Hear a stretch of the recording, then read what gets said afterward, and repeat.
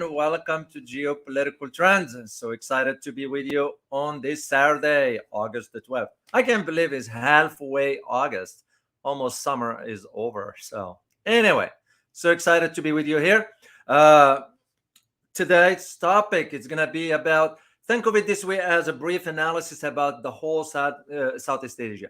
We're talking about all ASEAN countries, but I will be specifically focus on some specific countries. So I will tell you the detail as we get involved into the conversation. So first of all, if this is your first time here, please just make sure to subscribe to this channel. I will greatly appreciate your support.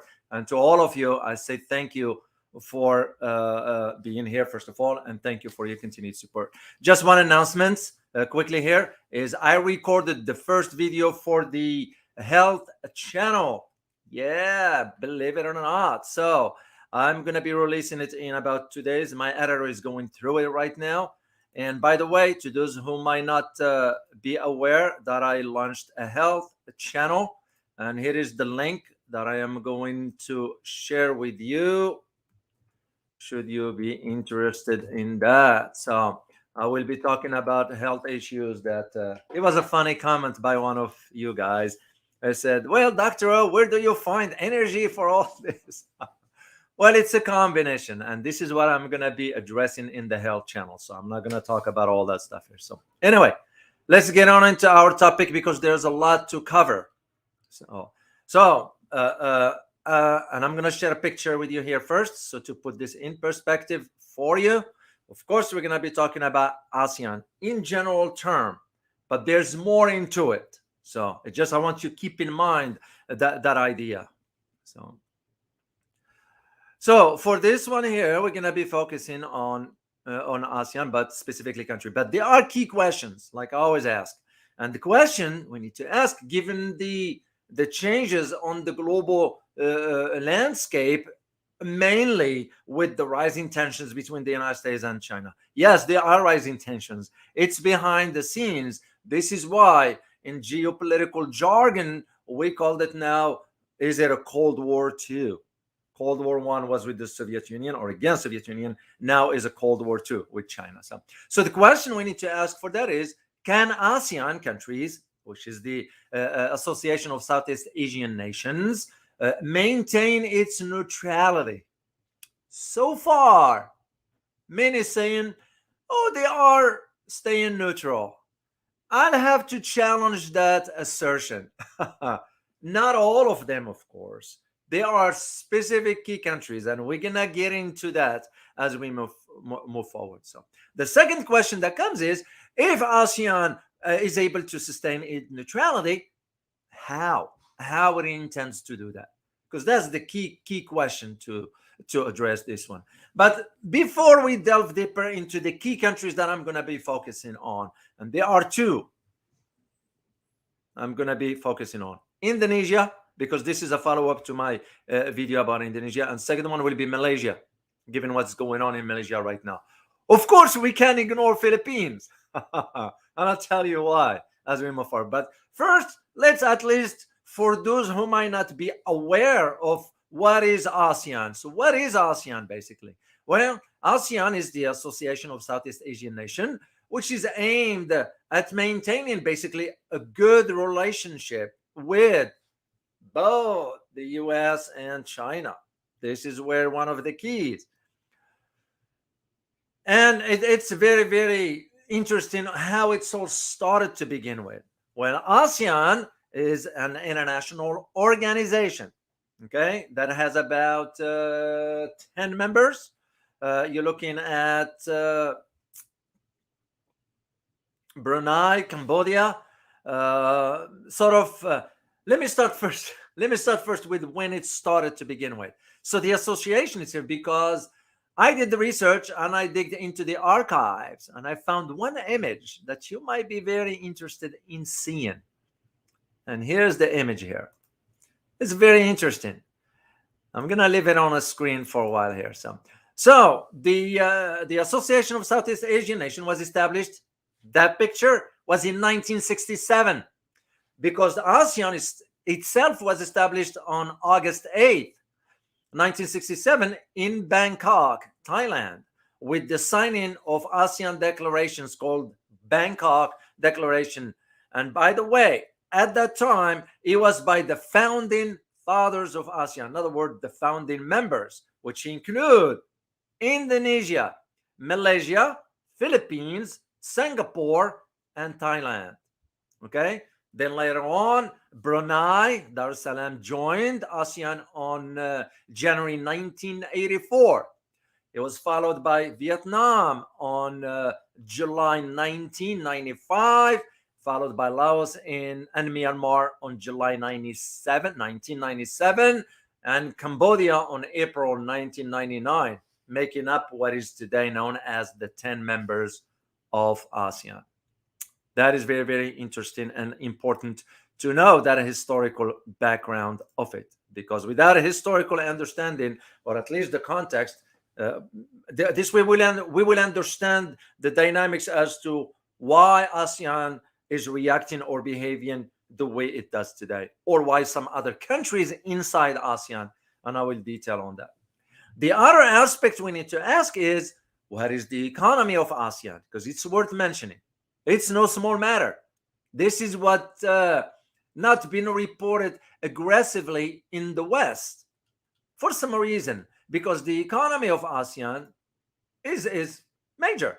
So the ASEAN region as combined, when you take all the 10 countries and you take their, you calculate their GDP, the gross domestic product, it is between 2.6 to 2.8 trillion dollars. This is according to the recent stats that I just looked at this morning to confirm it. So 2.6 to 2.8 trillion dollars. Let alone it's a home to over 622 million people. So in other words, it's a big market. So it is the 7th largest economy in the world and the 3rd fastest growing major Indo-Pacific economy in the past decade, after, of course, China.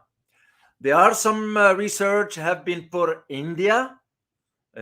I'll let you guys decide whether India should be categorized or be put in this category or not. So what the stats mentioned, that this ASEAN is considered the 3rd after China and India. But again, it could make sense if we are looking at that part of the world. So the ASEAN economy or economic community seeks also to reduce and remove trade barriers to facilitate the free movements of goods, services, capitals, and skilled labor within itself. So this is what's important about it. So back at least to the stats that I looked at, and I like to always go back a decade before, between 2007 and 2014, ASEAN trade increased, guess what, guys, by almost $1 trillion. That's major. That is major. So the ASEAN, or the ASEAN Development Bank, ADB, predicted that the outcome, here's the key word to this, the outcome of Southeast Asia economy will equate to almost, that's the analysis they conducted first in 2022, to 5.5%.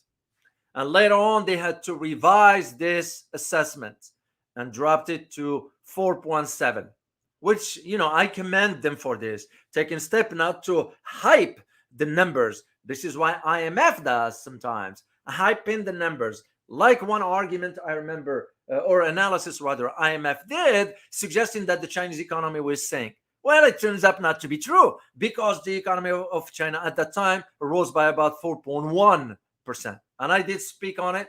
It's on a record there. So this is what the ADB, the Asian Development Bank, did. It kind of reassessed its analysis from 2022 to 2023 by lowering it from 5.5% in 2022 to 4.7% in 2023. So, and the whole reason for that, why they did that, is because it's a global demand for goods has weakened slightly. We all know the inflation in certain countries, including for us here in the US. So The other aspect we need to understand is the importance of ASEAN, you know.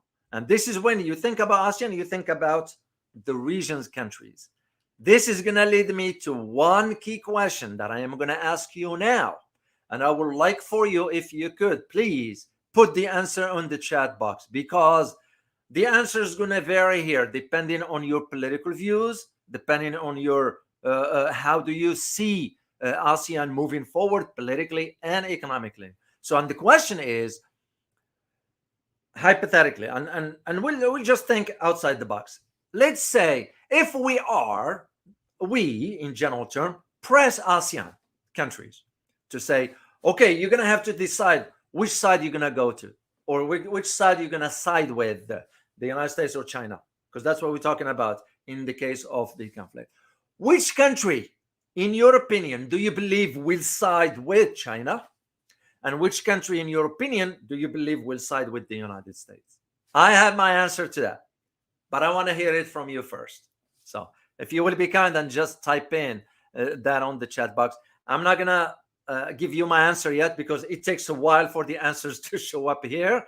Then we'll compare and enter into the conversation, because that's the whole idea of this live stream. So, oh, someone from Brunei.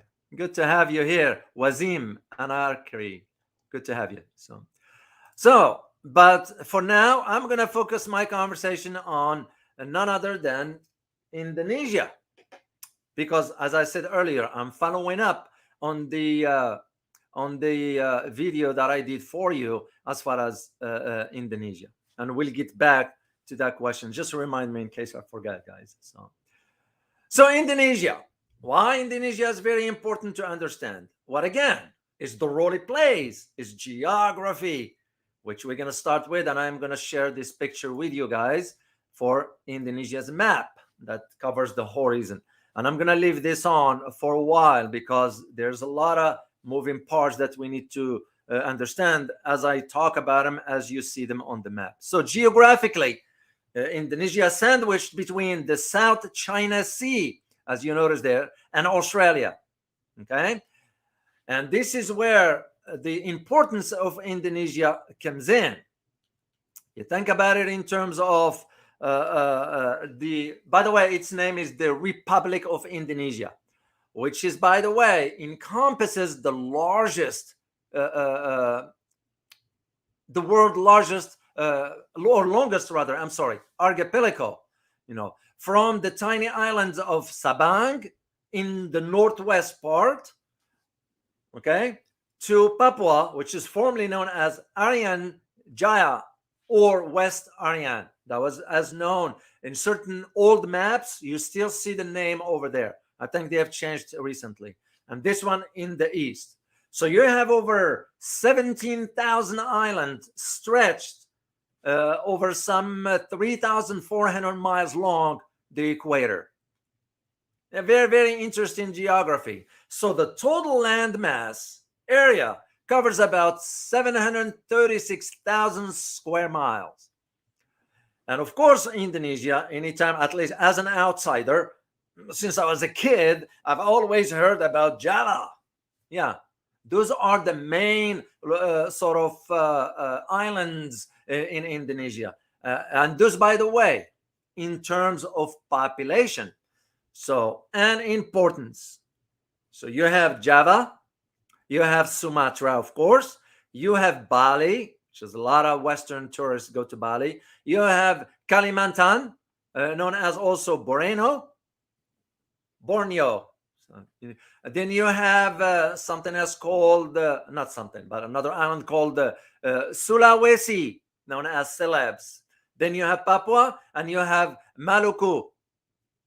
So the landscape, basically the geographical landscape for Indonesia is highly varied. With you have mountains on one hand, with mountain peaks, basically. And of course, you have volcanoes also. And some of those are rising as far as the stats that I looked at was about 15,000 feet. That's quite a high. One thing that I found very interesting about the archipelago So, and I'm going to share it with you. So, the archipelago of about 17,508 islands, some 6,000 of which are inhabited by Indonesia in the world, because Indonesia is the world's largest country comprised slowly of islands. That is why those islands are very important. And of course, as I said, straddled equator, it is a strategic location, astride or long major sea lanes from Indian Ocean to Pacific Ocean. So this is why I had to mention last time the understanding of why geography plays a role into all this. So, and just to highlight to you some other important factors, or facts rather, beside what I shared with you in the video already, you have the idea of the Natuna Islands. So Natuna Islands, basically in the southern edge of South China Sea. And this was based on some archival documents released in the United States. That's how we were working with Indonesia's military at some point. We still do to a degree, but now things have changed because the rivalry between China and the United States is intensifying. So the question becomes is what will happen? This is why I asked earlier, which countries do you believe will go one side or the other? And I'm going to take a look, see some of your answers there, because it's very, very important to understand this point before we move forward.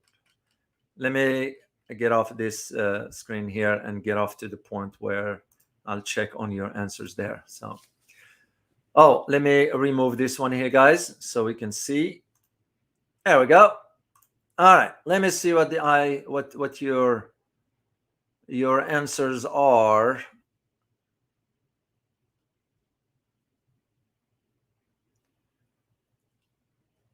So there are certain countries that they're gonna say, well, we're gonna have to side with the Americans. Others saying, no, we're gonna have to side with the Chinese because our economy. So it's kind of this is why I asked the question. Robert. Oh, guess what, guys? I forget to plug in the computer. So, pardon me. All right, let's plug in the computer here. Otherwise, I will lose all of you. There we go. All right, back to it. So you're absolutely correct. Mohammed, you mentioned Philippines and Singapore. Interesting about Singapore. Robert, you're saying Philippines is the weak link. I can see your argument there. So here is my answer, because I told you I would share with you. And this is based on my own analysis, by the way. So you think about it in terms of if ASEAN is pressed, you'll be looking at Cambodia, you'll be looking at Myanmar, you'll be looking at Laos. Definitely will be supporting China's economically and ideologically. Then you look at two other countries. You look at Malaysia and Singapore and Indonesia will be siding with the Chinese from an economic perspective. Okay? Then you have the Philippines and Thailand, Singapore to a degree, Indonesia, Vietnam, and Brunei, some sort of will be in terms of, okay, if they are having some lack of understanding regarding the water rights, because that's what our arguments in the South China Sea. So you can see, and I see two main countries, and mainly one is the Philippines. The Philippines will definitely go with the United States. This is where I see it going. So Singapore is going to be playing it safe. So, but for Indonesia itself, it is critical maritime hub. Indonesia has to weigh the options, okay?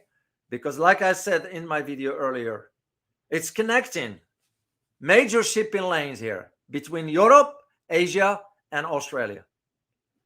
And to China, those waterways are critical to sustaining its economic development. Otherwise, it will be a problem. And this is what gives Indonesia significant geopolitical importance and makes it sort of a focal point for regional and global interests. Well, here is the thing that I want you to get, guys, is that we in the United States made arrangements with Papua New Guinea militarily. What was the aim of it? The aim of it was targeting Indonesia. Why is that? It's because the economy of Indonesia is doing better than that of Australia.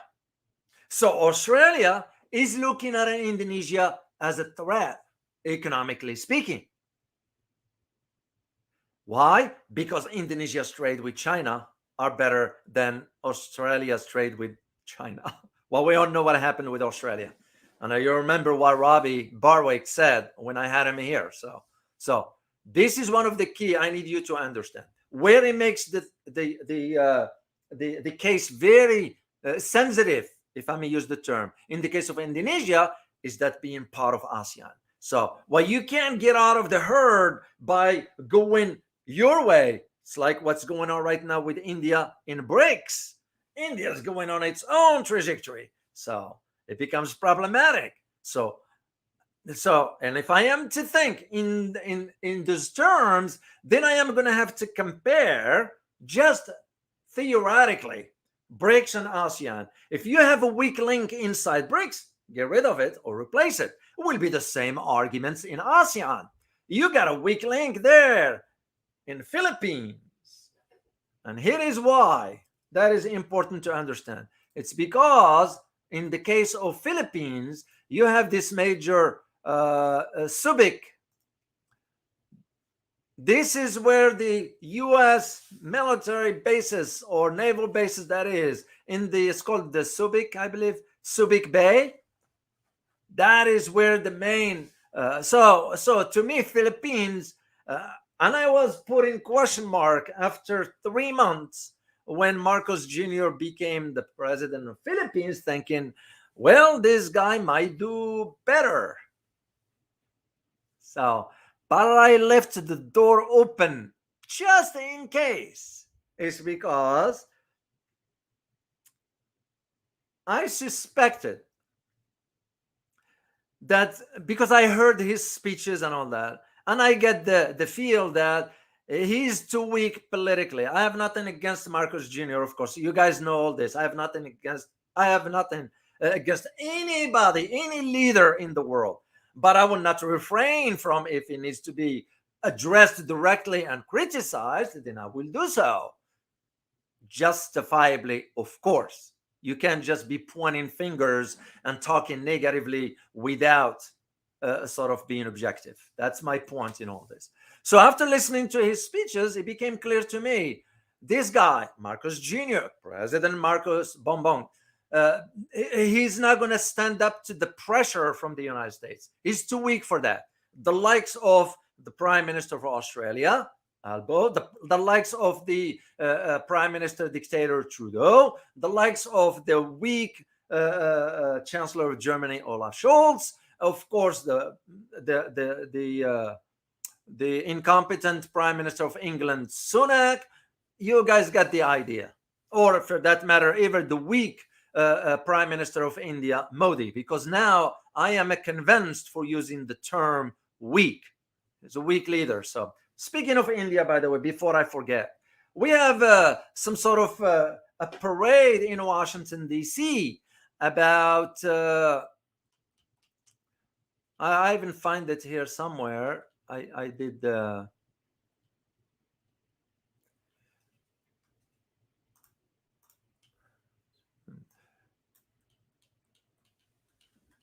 I don't know where I put the link to it, but it was a parade in Washington D.C. Of the minorities and so forth, by which we are inviting Hindus into taking a parade into that, and there are some serious concerns inside inside the United States as to what are Hindus doing. Yeah, it's. Let me share the screen with you guys so you see it with your own eyes. All right, let me share this. And by the way, since I read Arabic language, so I'm able to sort of translate this stuff here. So, Middle Eastern Eye. Why are human rights advocates concerned about Hindu organizations participating in the US? This is in the White House, and they are taking part of that. So it's very, very, very concerned. So that's my point in all this. So you call when a leader is weak, you call him weak. Simple as that. And this is where I get convinced about Marcos Jr. being weak. So this leads me to be convinced now that Philippines is the weak link inside ASEAN. The next question becomes: should ASEAN remove Philippines? Philippines is a founding members. Remember, I don't know. I can't decide for them. They have to decide themselves. So, but it's just to highlight to you where things are headed, and this is why Indonesia plays a major role into all this. So, because like I said earlier, the rivalry between US and China is intensifying, and it's only gonna get worse. Yeah, is the truth, is the reality. It's because we are unable to compete, so we're gonna have to find means by which to slow down, or we can create issues in the whole Southeast Asia to sort of attract. We're already seeing what's going on, for example, in Pakistan. So this is where I ask the question as an analyst: is whether the Indonesia's neutrality will be sufficient. And again, I use history as my guide.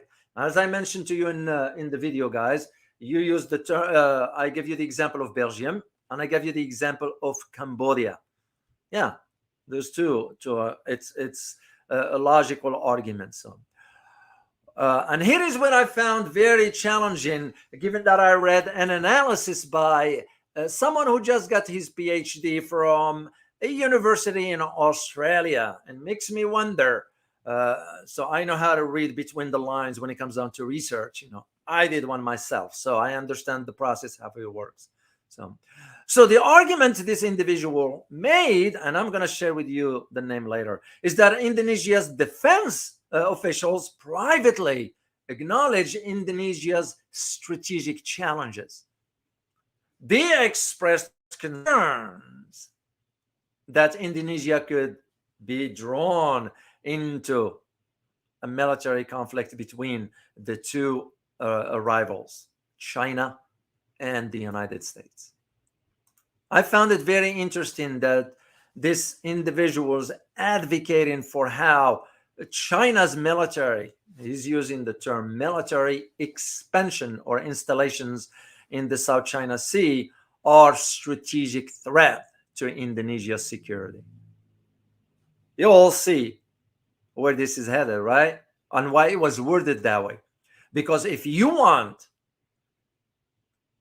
to dominate, you divide. If you divide the members of ASEAN, make them contradict each other, make them go at each other, the saying goes, divide and conquer.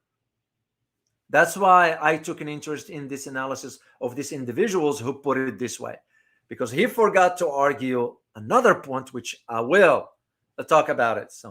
So the way it was put is that the idea of the Indonesia security sort of is of paramount, which I see there's much bigger problem than just that. Well, of course, we know any military conflict between US and China is going to involve everybody in the region. First of all, the military is not going to happen, at least not now, not in the near future. And second, it will be a major strategic mistakes for us to even get involved. Remember, the Pentagon a few years ago ran a scenario of 18 scenarios. 18 scenarios. What will be the outcome if we engage China militarily? We lost 17 out of those 18 scenarios. It was only one scenario by which we won the conflict. And logistically, it doesn't make any sense. We will be at a disadvantage moving all our assets to the area. Yes, we have bases there and so forth, but it won't be enough. And second, China has enough medium and long range to hit those targets from its territory. So this is why a country like Philippines will become a target. A country like Australia will become a target. A country like Japan will become a target. South Korea will become a target. And this is why I said earlier, when you think about ASEAN as a whole, you have to think in terms of which is the weak link that could really, really drop or let's say not be able to stand on its feet as far as the neutrality. This is how I see it. Mind you that in the whole region, let me put the map here for you guys to see the maritime lanes for economic purposes. It will be disrupted beyond belief, which means not just China is going to suffer from that. All parties involved will suffer from that, and even those who are not involved. That's just how a war is. It's not a pretty thing. So, and this is why I find it very interesting to understand why this individual who put this analysis, by the way, from Australia, his name is Abdul Rahman Yaqub, who was recently just graduated. He got his PhD at the National Security College, NSC, at the Australian National University. Now, if you know anything about Australian National University, some of its papers is sort of the white paper, as we call them in the academia. There's been funneled or funded by some private entities, think tanks. And I'll let you read between the line into all this. Now, I have two things to share with you from two of our viewers in this community pertaining to this topic, of course. One of them is Jamiko, I'm sorry, I couldn't pronounce the last name, Tanowit Judo. He wrote, and I quote, not only the issue of Natuna, this one pertained to the islands of Natuna, by the way. And I do have an image for you guys to see. Yeah, this is like the Natuna area. So this individual wrote, the subscriber rather, wrote that the issue of Natuna, Indonesia has a history of border disputes with Malaysia. So back in 2002, Indonesia lost two islands, Sipadan and Ligitan, in northeastern Borneo. The result of the decision of the International Court of Justice stated that the two islands belongs to Malaysia. And in June 2023, the two countries resolved, this is what the media is now reporting, resolved the border disputes in the Celebes Sea, which is the other islands, and the Malacca Straits after 18 years of negotiations. We don't hear that in the Westerns. So there is another one that is very crucial, and this comment was by Peter Lim. This is why I say, guys, make sure you read this comment posted by other subscribers, or viewers, that is. Very, very interesting. That's why I read them, because I learned from them. He said, you're right. China has said openly that the Natuna Islands belonged to Indonesia. That's why the initial 11 dash line, when those islands were returned to Taiwan by the US after World War II, is now the 9 dash lines. Very interesting. So if you are to look at the map, where the 11 dash used to be and where the 9 dash is. So thank you guys for sharing this. Very informative. Now, this leads me to turn to, okay, where Malaysia fits into all this. It's very, very important question to ask. Why? It's because of what's taking place in Indonesia. Let me share with you first about what Anwar Ibrahim said. He's the PM. Here's his image right here, guys. What Anwar Ibrahim said. So the Malaysian PM confirms neutrality in South China Sea crisis. Well, wait a minute. Are you speaking for yourself as far as Malaysia, or are you speaking of the entire bloc? Because to me, as an analyst, as an outsider looking in, I don't see that the all 10 members are so neutral, so to speak. What about Philippines? Because that is a concern. And that will be the first question I will ask. Speaking of Malaysia, by the way, what's going on right now as we speak today, believe it or not, there is, and I'm going to share a screen with you. You guys can see there's some sort of elections going on. Okay. And you need to at least be aware of it. And I'm going to share it with you. I read this in foreign languages. No, that's not the one. Close this one. All right, let me remove this and let me share the screen with you. Here we go.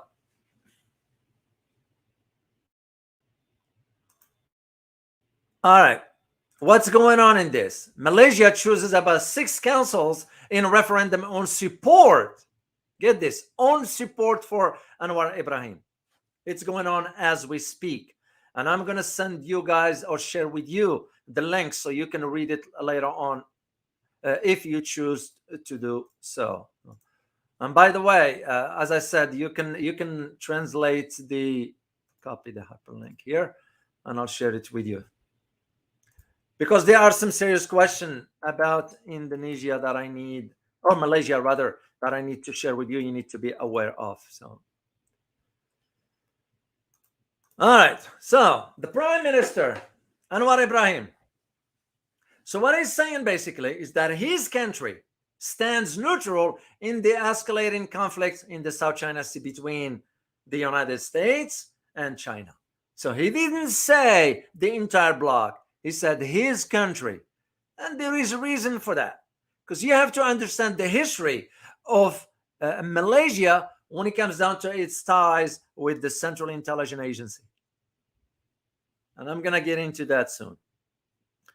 So he's arguing that Kuala Lumpur will maintain its strong relations with each other, which means what? With each other between Malaysia and China, between Malaysia and the US. Of course, for Malaysia with China is more economic than anything else.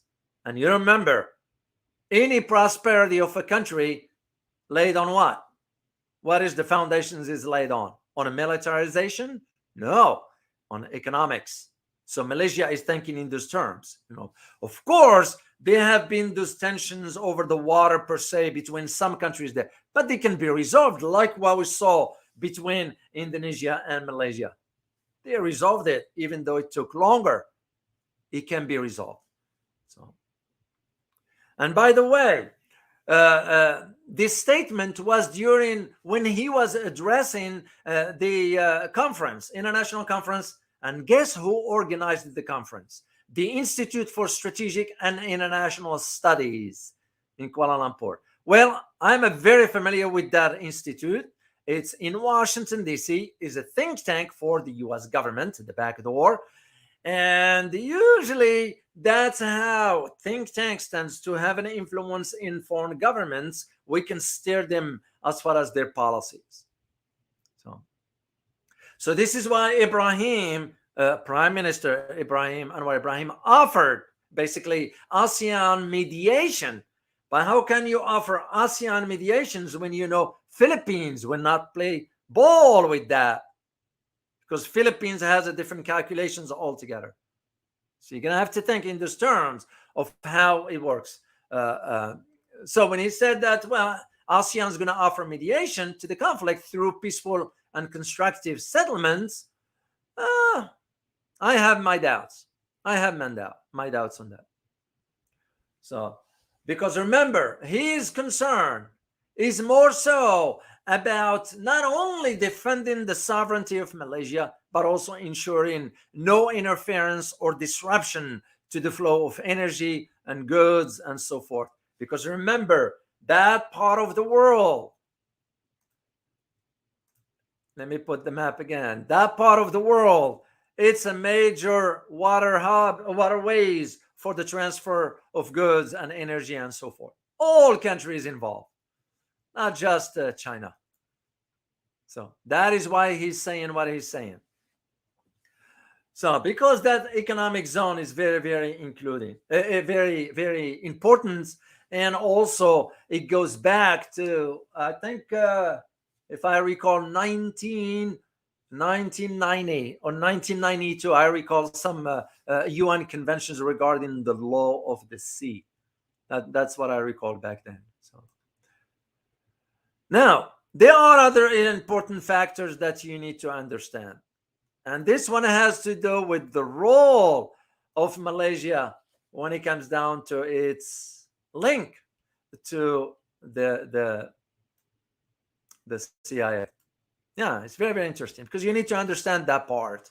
And we're not talking about Anwar Ibrahim himself, because if you look at the previous PM, Abdul Razak, and the corruption he was involved, but also you need to understand the ties he had with the Central Intelligence Agency back then. So the Malaysian president warned that what he called illegal activities and the militarization of maritime area, I put this in quote, could undermine the security and stability in Southeast Asia. So, of course, as you know, the certain analysis that's been put out by certain think tanks sort of focuses mainly on the escalation in the South China Sea. And all this has to do with based on that analysis that the sort of published, it has to do with the Chinese Coast Guards. Because it brought up the issue of the tensions with Philippines regarding the disputed area. This is why Philippines is playing both sides. It won't stand. It's no different than what India is doing, playing both sides. This kind of approach, I don't know who's advising them, the head of the governments, this kind of approach doesn't work long term.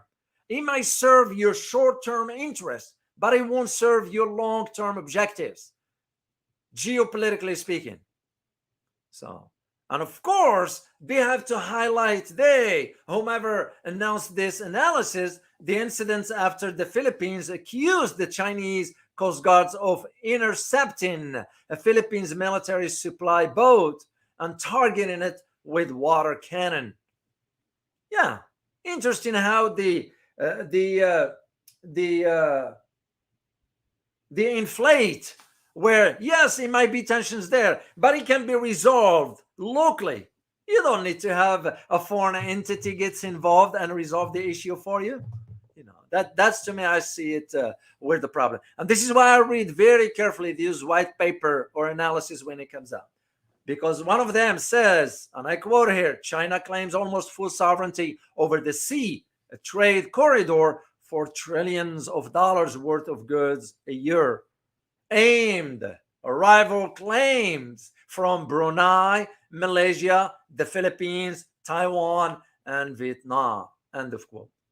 So this is why you really have to read very carefully, and you have to understand why the wording it is the way it is. So, and this is why I don't understand why Marcos Jr. made the trip a few months ago to China prior to meeting with the U.S. Secretary of Defense and sign the agreement to extend 4 more bases to the U.S. on Philippine soil.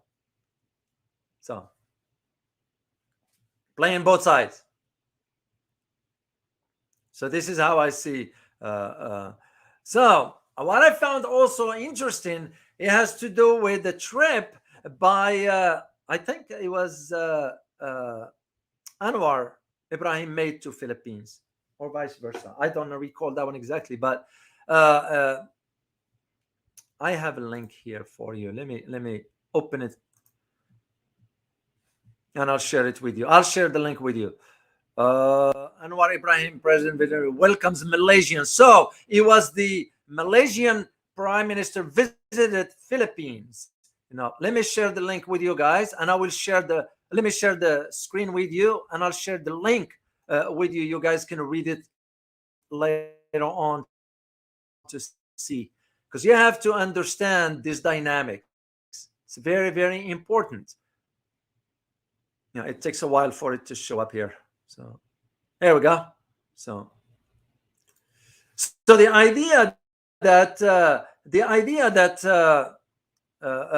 Marcos Jr. and Ibrahim, Anwar Ibrahim rather, they had to discuss this aspect of security. I found it very, very interesting. Why? Because both countries, Malaysia and Taiwan and Philippines, wants to boost defense and security ties. Okay, if I am to ask, and again, you just ask yourself the simple question: if Manila invited Malaysia under whose authority, who convinced Manila to invite Malaysia? So you guys can read between the lines. Now, one thing I need to share with you is the especially with Malaysia, because that's why I said I'm going to provide the brief analysis about Southeast Asia as a whole, but focuses on key countries. One of them is Malaysia here, because you have to think about the if I may use the term, the dangerous liaison, UMNO leaders. And if you know anything about UMNO leaders in Malaysia, if you happen to be Malaysian, you know what I'm referring to, because UMNO leaders secret tango dance with the CIA. It goes way back. This is not new. And by the way, the UMNO is a founding and the principal dominant member of the Barisan National Coalition, which, taken along with its predecessor alliance, had been the main governing party of Malaysia from independence of Malay in 1957 until its defeat in 2018 general elections. That's what I found very, very interesting. And yes, I do have a link for you for their links with the Central Intelligence Agency. I am going to share it with you and let you guys reach your own conclusions. And by the way, this is why it takes me guys time to do the research and devote time to this, because this means a lot to me. So I'm not talking on the top of my head here. And to do this, it requires research, it requires time. So, and I am sure you guys appreciate it, and thank you all for your continued support.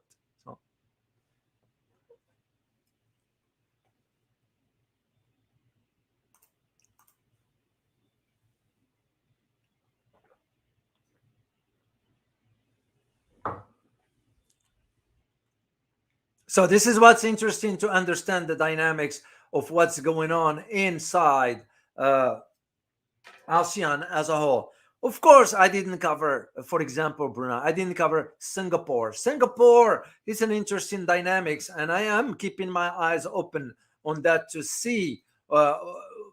Really, so far they are remaining, Singapore that is, remaining on a straight line. Not here, not there. But for how long? And of course, I question whether it's going to be a domino effect. If Philippines goes the other direction, which most likely it will, because Philippines, to me, and again, I could be wrong, and it's my opinion, I bear the responsibility for my statements. Philippines is so weak, the leadership that is, it's so weak. So if Philippines goes the other direction, doesn't mean that the rest of the ASEAN countries will do. That's why I put on the thumbnail, will it stay neutral? Could it stay neutral? So that's the way I see it. So it's very, very interesting. And when you look at the whole region, because the whole Southeast Asia, and now I'm looking at what's taking place in Pakistan. It's chaotic, but chaotic because of a reason. Chaotic because the chaos was introduced into Pakistan. We have something to do with it. I don't shy away from saying it. It's because Pakistan also, the civilian government doesn't run the country. It's the military, the ISI. The military has always controlled the direction and the key decisions inside the country. The civilian government has no say.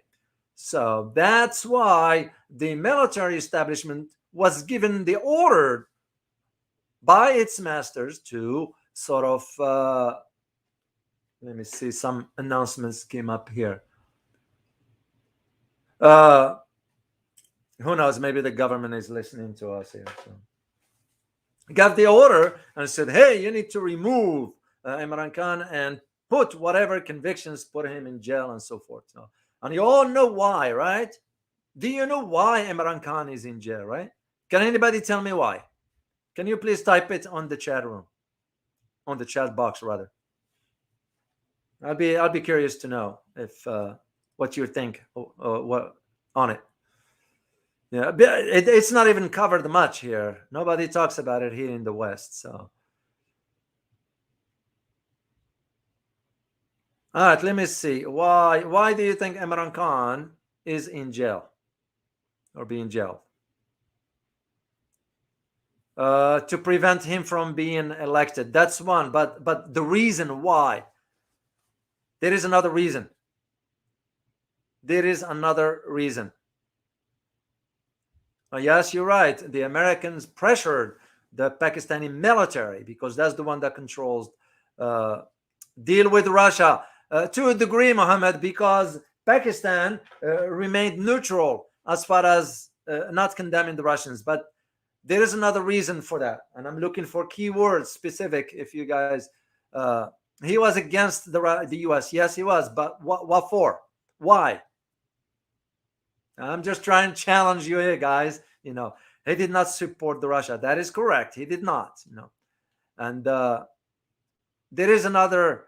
I'm gonna just share it with you guys. It's the idea of when the U.S. requested the establishment of a drone base on the Pakistani soil on the border of Afghanistan.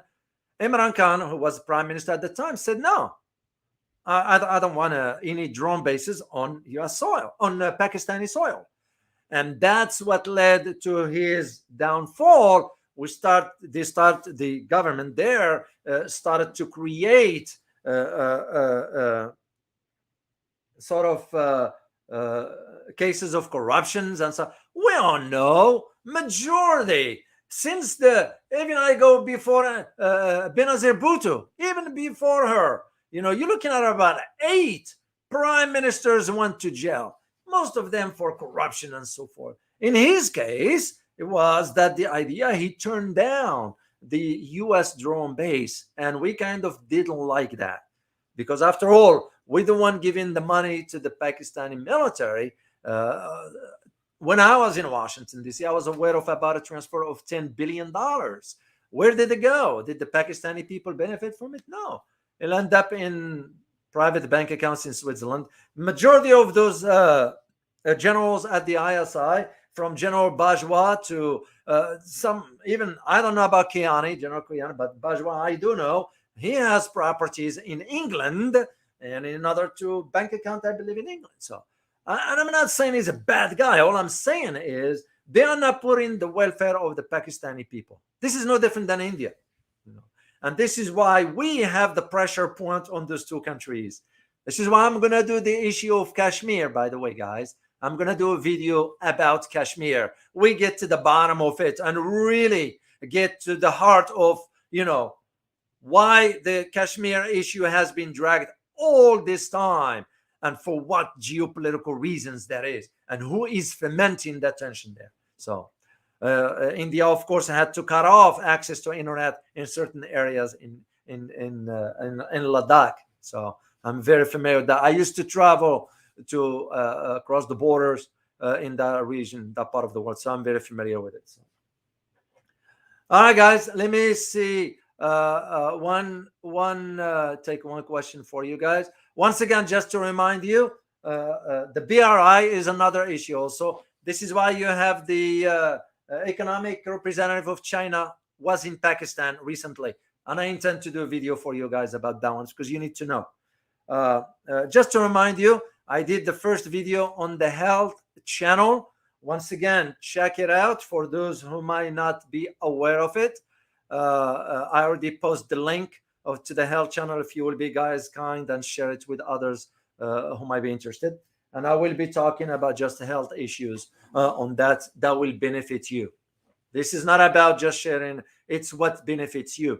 So the reason I have this mass, and I feel comfortable saying massive energy, it's because the health style that I lead or I live here at home.